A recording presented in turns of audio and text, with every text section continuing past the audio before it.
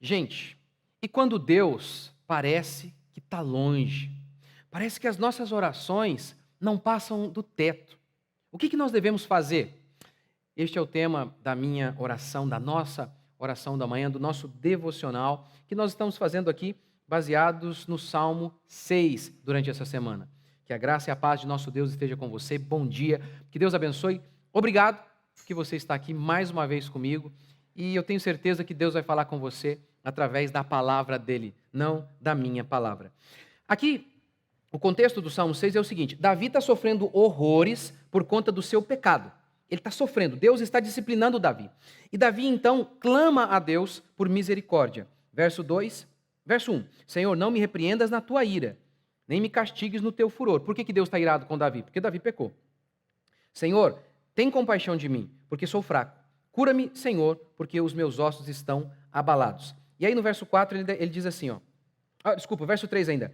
Meu ser está muito perturbado, mas tu, Senhor, até quando? Até quando, Senhor, o Senhor vai continuar me disciplinando? Senhor, até quando o Senhor vai ficar surdo para a minha oração? Parece que Davi está orando e nada acontece. Deus continua disciplinando Davi. Verso 4. Volta-te, Senhor, e livra-me, salva-me por tua misericórdia. Essa é a sensação de Davi aqui, que Deus está longe, por isso Davi está dizendo, volta. Senhor, que os teus olhos, que a tua mão, que os teus olhos estejam sobre mim, que a tua mão esteja sobre mim de novo, porque parece que o Senhor me abandonou.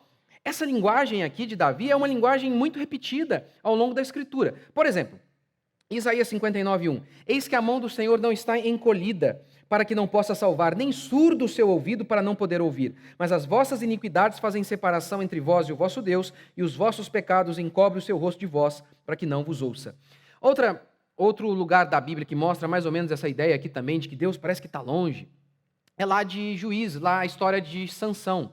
Lembra a história de Sansão? Diz o texto bíblico que Sansão, ele era ungido por Deus e ele tinha uma força absurda, miraculosa, porque Deus o revestiu com aquela força, mas Sansão estava brincando com Deus, estava pecando. E ele tinha um pacto, com Deus, um voto, que era de não cortar o cabelo. E obviamente que isso é só um símbolo da santidade, da fé dele em Deus. Mas ele, dormindo com Dalila, a Dalila cortou o cabelo dele. E nesse instante, diz o texto, que os filisteus vieram contra Sansão. E aí veja o que o texto diz, que Sansão disse assim, sairei ainda esta vez como dantes e me livrarei, porque ele não sabia que já o Senhor se tinha retirado dele. Sansão disse, eu vou destruir os meus inimigos.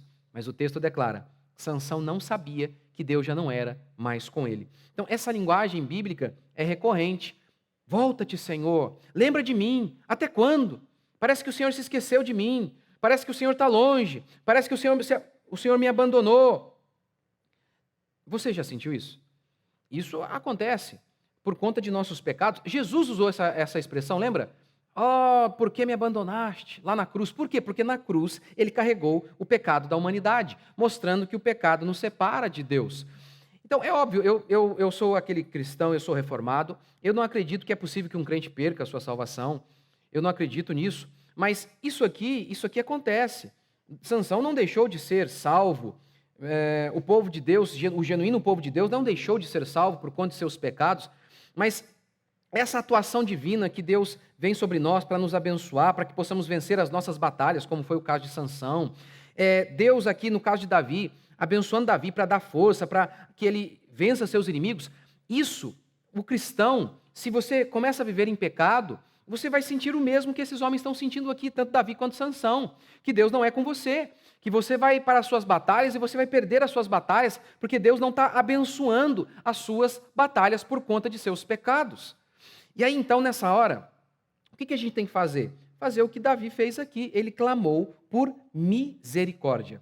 O problema, mais uma vez, que eu falei ontem, eu vou falar de novo, é que com todas essas pregações de amor, onde você é apenas uma vítima, todas essas pregações triunfalistas em que Deus é obrigado a fazer de você alguém rico e bem-sucedido, as pessoas hoje elas possuem dificuldade de se humilhar, de reconhecer os seus pecados, porque elas nunca veem que tem pecado.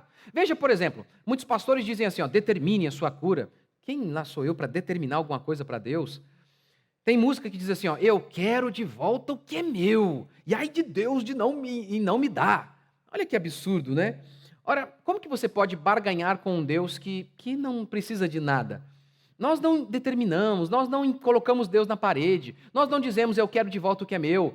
Se nós somos pecadores e devemos tudo para Deus, o que nós temos que fazer é fazer o que Davi fez aqui. Davi reconhece que ele é pecador e ele ora assim: Senhor, eu estou sendo esmagado, eu estou perturbado. Senhor, na morte eu não vou poder te louvar. O que ele está dizendo é o seguinte: Senhor, eu estou aqui, eu sei que eu mereço o que eu estou recebendo, mas, Senhor, não me puna além, não me puna a mais. Quer dizer, a mais não, né? Fica parecendo que Deus está punindo a mais do que Deus nunca é injusto. Mas a ideia aqui é a seguinte: Senhor, não me puna mais ainda. Eu sei que eu mereço até morrer, mas não faça isso. Não acabe comigo. Tem misericórdia, me deixe sobreviver. Senhor, me deixe viver, transforma a minha vida, tem misericórdia de mim. E Deus ouviu a oração dele, porque Davi termina dizendo que os seus inimigos seriam derrotados. Mas porque Davi se humilhou diante de Deus, Davi não determinou coisa alguma, Davi se quebrantou diante de Deus. É o que eu e você precisamos fazer, nos humilhar diante de Deus. Vamos fazer isso por meio desta oração? Senhor Deus e Pai, te agradecemos por mais um dia. Oramos que o Senhor nos ajude a sermos como Davi. Quantas vezes nós estamos preocupados com nossas batalhas, com nossos inimigos, com nossos desafios, e nos esquecemos de que aquilo que nos torna vulneráveis nas nossas batalhas são os nossos pecados. Não adianta a oração ungida do pastor fulano de tal. Senhor, o que precisamos é viver uma vida de fé e arrependimento. Se assim vivermos, a tua mão há de nos alcançar. Deus, perdoa os nossos pecados, tem misericórdia de nós, ajude-nos, ó Pai, a mudarmos, capacita-nos a mudarmos a cada dia, que a Tua graça seja conosco. Pai, que a Tua paz, que a Tua força invada cada uma dessas pessoas que estão me assistindo aqui agora, em o nome de Jesus. Amém, meus queridos? Que Deus abençoe cada um de vocês. Até amanhã, se Deus quiser.